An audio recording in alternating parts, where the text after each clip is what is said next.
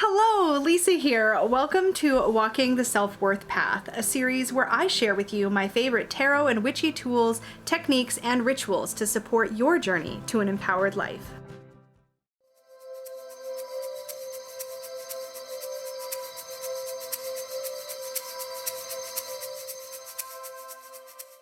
One of the ways that we can support our work on the self-worth path, specifically when it comes to self-awareness, is through a practice with divination, whether it is tarot cards or oracle cards, runes, or whatever it is that you find helps you tap in to those inner mysteries.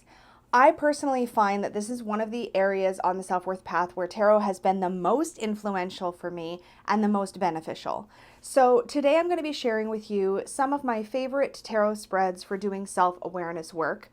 But let's be honest, just about any tarot spread you could do that asks you to look within is going to be helpful in this arena. So whether you enjoy doing Celtic cross spreads to take a look at yourself and what's going on in your life, whether you want to pull the latest shadow work spread, or whatever it might be, I feel like just about any spread will help you tap into those connections between who you are today and your past. Because when we're talking about self-awareness work, what we're really looking at is patterns. We're looking to identify and pull apart the tangled strands that make up who we are and actually start to tug on those strands until we can figure out where they all come from. And that's what I talk about a lot during the self-awareness part of my book, The Self-Worth Path. But today I'm going to be flipping the camera around, just pulling out a couple of decks and showing you some simple spreads you can do to tap into that self-awareness piece. But again, I encourage you to play with these, but also play with other spreads that you enjoy.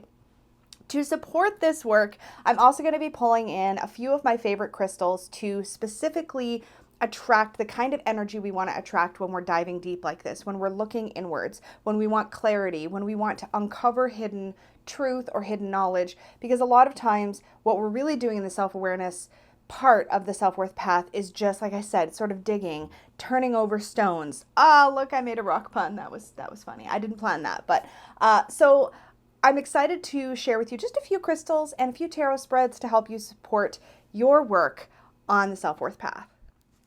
So let's start off actually with crystals so that we can set the stage for the tarot spreads. So I have a few crystals to share with you, and the first one is, this is probably, if I had to pick a favorite crystal of all time, it would be this one. That's so cute! Oh, thank you. Becky just brought me a cloth. Look, it's so pretty. Oh, wow. I can't not share it. Look at it. Turned 5. It's so cute. Okay, sorry. We're going to get back on track. Thank you. You're welcome. Okay, sorry. Crystal. Sorry. Peggy came in. It is what it is. Okay, so if I had to pick a favorite crystal ever, it would be this one. And I think it's because I have had this the longest. There is one crystal I've technically had just a bit longer, and it is an opalite, like manufactured stone, and it's an egg, and it's how my whole journey in witchcraft and paganism began, but that's a story for another day. I think I've shared it somewhere here. I couldn't remember where. Anyway, this was my first crystal, and back in the day when I got this, I think this was like $10. I don't know if you could find a crystal, clear quartz this beefy now for $10. I don't know, but I freaking love it. It has, for the first probably, 10 years of my tarot practice, this was out for every single reading. I'm very, very bonded to it. I bring it out a lot for client readings whenever I need clarity, whenever I want that boost, or I want like an amplified connection to my client. But that is a whole side tangent. Let me get back on track. The reason I find clear quartz particularly helpful for self-awareness work is because anything that brings clarity specifically is really, really wonderful for getting to know yourself. And quartz is a crystal that can be programmed, right? Lots of crystals have specific energies, but quartz can be programmed for any particular purpose, period. So when it comes to working with a crystal that is going to help you cut through and get to know yourself, I feel like clear quartz is one of the best stones you could go to. And hands down is my top recommendation for this particular purpose, for this particular goal. So clear quartz absolutely my favorite. And this specific quartz, definitely. But I highly recommend clear quartz in any form. It can be a cluster. It can be like a raw kind of chunky point like this. It can be a little tiny point. There are different kinds of clear quartz. There is Tibetan clear quartz. There is Lemurian quartz, which has striations down the side, and each one will have a slightly different vibe or energy. So you want to pick one that is going to feel very coded to you. And that's kind of what I've done with this stone, is I basically coded it to me. And that's one of the things that makes it so special for self-awareness work. If I really need to see myself clearly, if I really need to know what's up, this is the crystal that I bring out. So that is just clear quartz. I will stop rambling. Now, when it comes to getting clarity, when things feel muddy, when they feel thick, when they feel hard to define, I can't think of a better crystal than optical calcite. This is also called Icelandic spar, and it's an optically clear calcite. Now, this actually has been used as a type of compass way back in the day. And I believe it was, I want to say Vikings, I'm going to probably get that wrong, but it was used because when you look through it on a cloudy day, you could identify where the sun was, essentially. So it could be used to find direction on overcast days, which was critical. So it's kind of, to me, like a compass stone. It helps you find your way. And in particular, I find it helps you find your way and provides clarity along the way. So that's just a really incredible crystal for that kind of work. Finally, I have boulder opal. Now, I really just wanted to include this, let's be honest, but boulder opal is, I believe, more native to Australia and New Zealand, I think. Please don't quote me on that, but I believe that's true. And it does have little peaks of like fiery opal. Oh my, totally just knocked my camera. It has little bits of like fiery opal that sort of peek through the stone, and otherwise it kind of looks like, well, a boulder. According to the research that I did, boulder opal is specifically really good at combating stress and providing clarity or purity of thought, which just felt like it would align really, really well with this kind of work. It is not always my go-to because I really do truly tend to lean towards this most of all for myself. But if I was pulling in a stone for a client, for example, or recommending one to you guys, this is a really special one for kind of digging through the layers and getting to that beautiful clarity at the heart. And that's kind of what this stone looks like. I wonder if I got the flash to pick up on camera. I actually have no idea if it picked up. But I think this is a really cool stone to work with. I would super be curious if you guys have stones that, after hearing me kind of chat about what I think is good, that you would recommend to other people. I am by no stretch of the imagination a crystal guru or anything. So if you know a lot about crystals and have ones that you would recommend, things that make you think of digging through the layers or connecting the dots or untangling a knot, that sort of thing is kind of the energy that we're looking for with self-awareness. So if you have specific crystal recommendations for me or for other people, please do leave it in the comment section down below. All right, let's dive into tarot spreads. So I pulled one of my favorite decks for self-reflection to just shuffle and show the spreads with. This is my Osho Zen Tarot. It has been my faithful companion through, oh gosh, years and years, decades of self-awareness work. And I talked about my reason that this deck works so well for this work in my video decks and books for self-awareness, which I will link in the cards and in the description box down below for you guys. But this one is just, to me, is excellent for calling you out, looking at your stuff, like really examining your relationship with change or with control, the key themes that affect how you move through the world. So the Osho Zen Tarot, fantastic for that, in my opinion. With that said, let's take a look at the first spread. So the first spread focuses on the concept of change, which is a huge piece of self-awareness work. How you handle change can really define how you move through the world and can help you learn a lot about who you are. It can also help you to identify patterns from your past that may be having an impact on your present. So in this simple spread, we're looking at 3 card positions. The first card is change is coming here. So that's our first card position. The second position is how can I surrender? And I've created this tarot spread to really look at my own relationship with change, and I have a feeling it's going to be impactful for a lot of other people as well. But one of my biggest hurdles when it comes to change is surrendering to change, allowing it to happen. Even small changes, changes in plans, when things don't go the way I expect, all that kind of thing. So the second position, how can I surrender? Because for me, that's a key part of my practice. I hope it resonates for you guys as well. And then the third card position is what can I do to support myself during this transition? So this is really looking at sort of what can you do to really get to protect yourself, to look after yourself. So let's take a look at these three cards and see how I would read them in this. Oh my God. Y'all saw me shuffle. I did not. That is really funny and really cool. So the first position was change is coming here. And what I intended for that position is to look at a particular area that change is coming. And to pull the change card specifically, I need a second. That was a lot.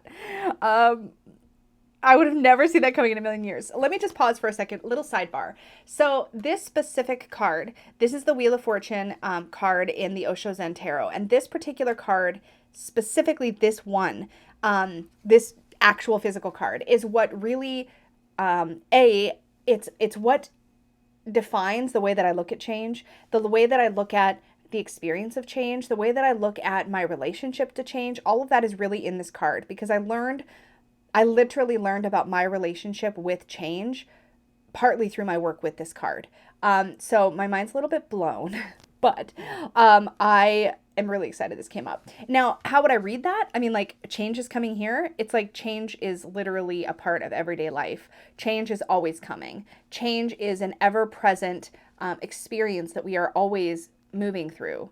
So it's kind of like stating the obvious, but I think that's freaking fantastic. Okay, anyways, the second card position is how can I surrender? Turning in. And you start to see why I think the Osho Zen Tarot is so wonderful at this work. This to me is all about tuning out all those external voices, the shoulds, the opinions of people in your life, both real and imagined, and turning within and looking to your own inner wisdom. This card is connected to the Four of Cups in the traditional tarot. So thinking about that, it kind of does give a different spin on that card. What I really notice is that she's peaceful, she's centered, and she's calm. She's moved into the center where the yin-yang symbol exists. In this card is the center of change. It's where things are calm. When you move into the center, you're surrendering to and allowing change to occur. You're not fighting it. You're not pushing against it or trying to control it. And then the final position is how can I support myself? What can I do to support myself during this change, during this transition? And we have possibilities, the Two of Fire. This is equivalent to the Two of Wands in a traditional tarot. And here we have this eagle soaring over this vast landscape and this concept that when we recognize that through the process of change, possibilities are opened up, our view is widened. We have a new perspective. We have an opportunity to begin again. That is what exists in the experience of change. What a beautiful reading. So that is how I would look at those. Whew, I don't know if we can top that with spread 2. Let's find out. So the next spread is looking at our relationship with control. So let's take a peek and see what comes through with this spread. All right, so this spread, position number 1, an area I am over controlling. The second position, why? Why am I over controlling in this area? And the third, how can I loosen my grip? So we're looking at our relationship with control. We're looking at where we need to unpack this. So first card position, where am I over controlling? This is hilarious. This is super true for me personally, so I'm just going to roll with it.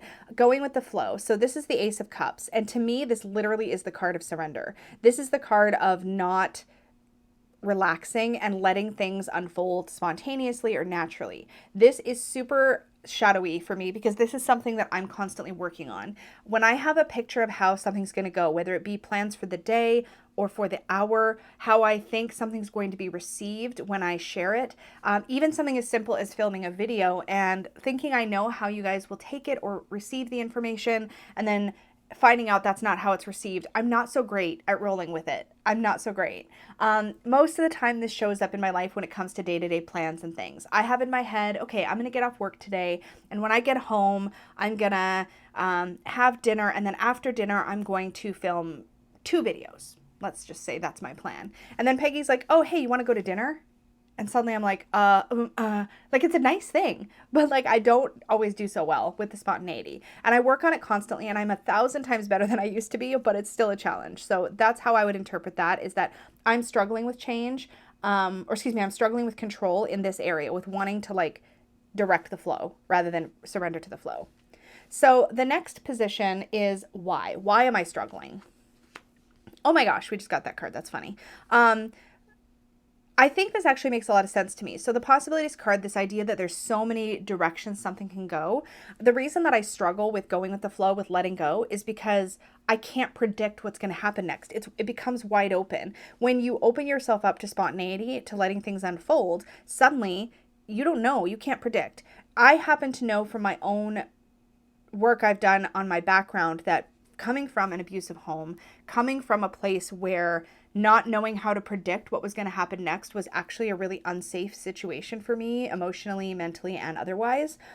For me, it can be really scary to not know or be able to predict what's going to happen next in my day or in that moment. So the reason I struggle with this is because there's too many options. There's too many paths in front of me, and I get unsettled and I start to feel unsafe. And again, I've come a long way, but that is still probably where my trigger point is for that and why it is that I struggle. Again, remember, the work of self-awareness is really about discovering why you do what you do, why you think the way you think, and why you react the way that you react to various situations. So that is kind of what we're looking at here.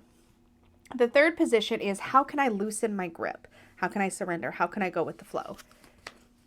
Isolation. Oh, this is so good. So this is equivalent to the Three of Swords in the traditional tarot. And this card is all about letting your emotions through. We have a tendency when we feel like we need to project a certain image or when we need to be strong, we wall ourselves off and we tend to not let ourselves feel our feelings.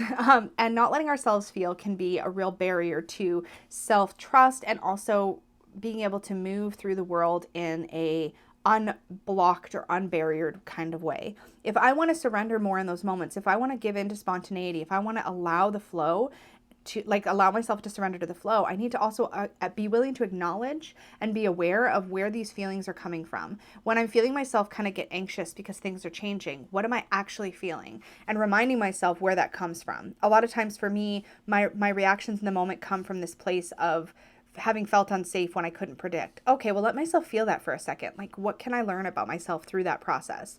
That's how I would interpret this 3-card spread. I'd be like, and as you can see, through moving through these positions, I was able to easily connect, semi-easily connect the dots to my past, look at like why it was that I was struggling, and then give myself something I can do about it next time. Okay, well, next time I'm feeling anxious, let myself feel anxious, maybe even admit that I'm feeling anxious. I can't tell you how helpful that is in a relationship. Your partner's like, hey, I'm surprising you with a nice dinner out. They're doing a really nice thing. And if you can just like soften for a second and admit, oh, I had some plans. I'm feeling a little anxious. I would love to do this, but just so you know, I need a second to shift gears. Wow. Suddenly everything's going much better than it would have if you would have just like sat with that anxiety or sat with that discomfort and not shared, like not exposed what you were experiencing. So that's how I would interpret those 3 cards. So I'm going to pull out a different deck just for the sake of pulling out a different example. And I'm going to grab my Tarot of the She. Now, I didn't share this as one of the decks that I love for self-awareness work, but it is. I mean, I had a limit of how many decks I was going to let myself share, or the video would have been so long. This one is also a really, really great one for self-awareness work. If you haven't seen the Tarot of the She, my copy is trimmed. There's really great keywords, and I do find personally for self-awareness work specifically, or for shadow work or accountability work, I either need incredibly detailed, vivid imagery or keywords or both, because I find that if I were to pull out, say, a Rider-Waite-Smith deck, it would be far too easy for me to just read what I want to read into each card. And I find sometimes the keywords or the very specific artwork, such as in a deck like... I don't know how to, yeah, let's just stick with keywords for the sake of the example, because I think I'm going to probably end up talking about that other idea a little bit more later. But anyway, the thing is, if I have very specific keywords, it's a little harder for me to lie to myself. And one of the things about self-awareness work is you have to be really, really honest with yourself. And you do, through a lot of self-worth work, be really honest with yourself. But this is just a really great deck for that. So let's look at the 3rd spread that I'm sharing with you guys today. So this one, again, another 3-card. I mean, let's talk about the power of a 3-card spread. I mean, that's why Peggy made me a 3-card spread cloth. How cute. Let's just lay the cards out on this because I can't help myself. I know my ocean scene is really pretty, but like, we want to use this, right? Like, look, they're catacorn. It's okay. Sorry. It's so cute. Okay, let's go back here. Because I want to. So 3 cards, and the spreads are release this, trust this, embrace this. It's really a empowering spread in a lot of ways. All right. 1 riffle. We'll draw some cards. We'll see where we end up.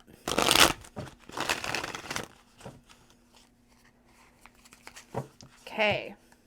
Release this. The dancer. Water. Oh, I guess I didn't face up. We'll do the next one's face down so we can concentrate. Trust this. Oops. Too many cards. Embrace this. Okay. The dancer, the water card here, this is the Ace of Water in the Tarot of the She. And I actually want to share with you the entries from the guidebook as we do this exercise because the guidebook for the Tarot of the She is really special. And here's what it says about the dancer. Then we're born to the realm of water, the waves and floods of the moon's daughter, the graceful dancer full of feeling, whose mirror is the grail of healing. Oh, so beautiful. So keywords: expression, purity, emotion, universal love, healing, spirit, and blessing. Now this is about what we need to release. I think sometimes if we've been holding on, to me, I would read this as holding on to emotion. The Ace of Cups is the essence of the water suit, which is the essence of emotion. For me, in my own practice, if I were to draw this, I'd be like, there's some kind of emotion I've been holding on to, that I've been gripping too tightly to, afraid to talk about or share, something that I've been experiencing that I'm withholding, right, from myself in a way. I've got it bottled up. That's how I would view this in this particular position.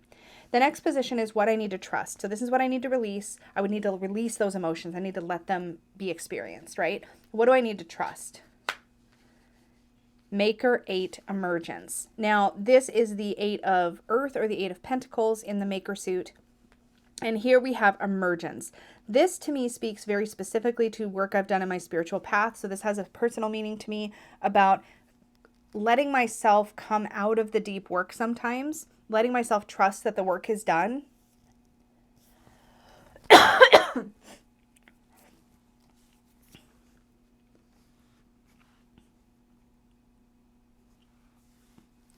Letting myself trust that the things I've been marinating in, the lessons I've been uncovering are having an impact, that I am shifting and moving with that growth, that I am changing, that I am mastering myself in my own way. That's how I would probably read this. So I need to trust more in my own experiences of growth and the work that I've put in.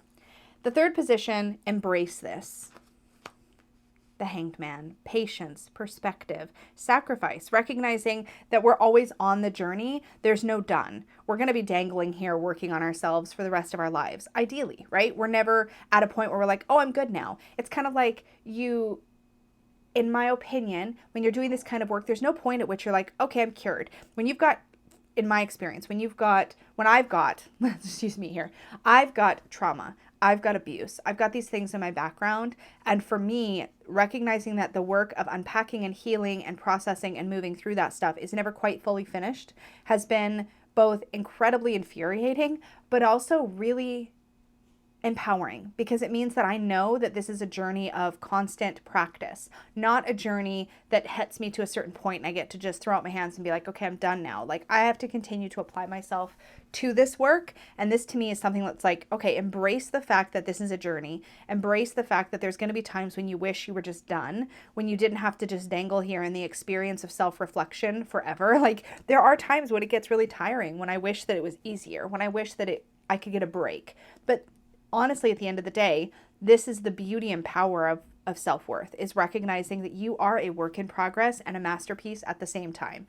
Don't credit me with that quote. I don't remember where it came from, but I did hear it someplace else. So anyway, this is a beautiful 3-card reading, and it's really good for just kind of a general checkup with your account, with your self. It's a great like general checkup with your self-awareness work to kind of see where things are at. Like, what do you need to release? What do you need to trust? What do you need to embrace? And honestly, a lot of self-awareness work is about your relationship with self-trust, with seeing things as they are. Isn't this the cutest thing ever? This little 3-card cloth. Look at how cute. Okay, sorry. I'm a squirrel. So yeah, those are a couple of my favorite spreads. Oh, I was going to read you. I didn't. Let's just get back in here for a second. I was going to read you the other two entries. So let's just, before I squirrel out on you, let's just revisit these for a second. Because I read The Dancer for, those are in the wrong order. There we go. I read The Dancer. I didn't read the Maker 8. So let's just read that from the guidebook because these are really beautiful. So let's see. Maker 8. So this was the Trust This card, and it says, a vision of potential crowned from seed that's planted in the ground. The tests are past, the task is done. Now glimpse the future that is won. Hello? And the keywords are graduation, harvest, mastery, potential, vision, and initiation, which really works with the way that I was interpreting the card in that position. In the Hanged Man, we have a very different feel to the entries in the Hanged Man. This deck is really powerful and beautiful, and it's mass market. I mean, if you have been waiting on this deck, just don't underestimate it. Okay, the Hanged Man. Betwixt and between here I hang, with above below me and below above. I fall upwards into a starry void, a gateway beckons, yet I'm caught on the great tree's branch. I am the shore-spanning shaman. I am Odin's quest. I am the moment before birth. I am cosmic wisdom brought into being. I am the child of the Empress held by the world.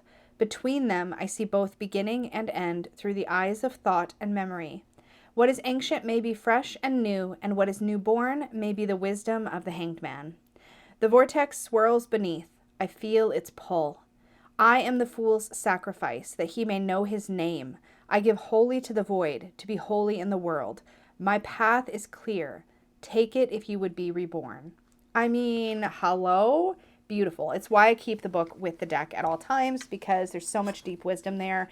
Really, really stunning. And so it's getting an honorable mention as a great deck for self-awareness. It will probably come out in other videos in this series, but still, so pretty and so good. So that was a couple of my favorite spreads and crystals for self-awareness work. I hope you enjoyed this video. I hope that it is helpful in some way. Please do be sure and like this video if you enjoyed it. Subscribe if you are new here, and don't forget to hit the notification bell so you are in the loop whenever I upload new videos or do live streams, all that good stuff. We do lots of content here: self-worth, tarot, witchcraft, all the good things. There are links in the description box down below if you want to support me and the channel. I really, really appreciate you checking that stuff out. Thank you so much for joining me, and may your magic always shine from the inside out. Bye, guys.